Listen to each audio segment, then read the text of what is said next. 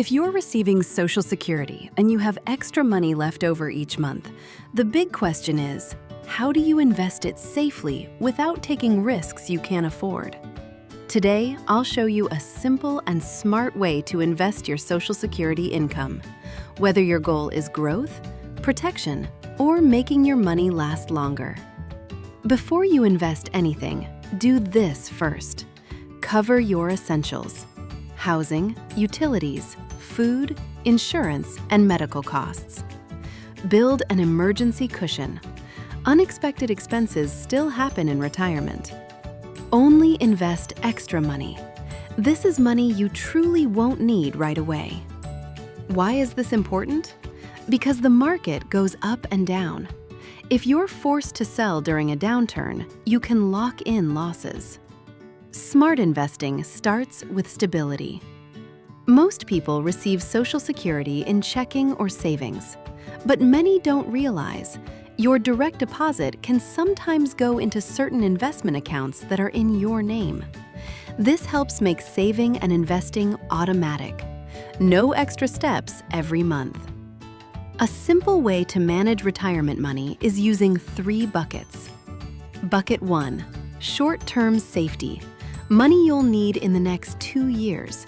Emergency fund, home repairs, travel, medical bills. This money should be easy to access and low risk. Bucket 2, medium-term stability. Money you may need in 2 to 7 years. This focuses on steadier growth and income. Bucket 3, long-term growth. Money you won't need for 7 years or more. This can handle more market ups and downs. Simple rule: the sooner you need the money, the safer it should be. Taxes matter in retirement. Depending on your income, part of your Social Security may be taxable. If you still work, you may qualify to contribute to an IRA. Using retirement accounts wisely can help you keep more of your money.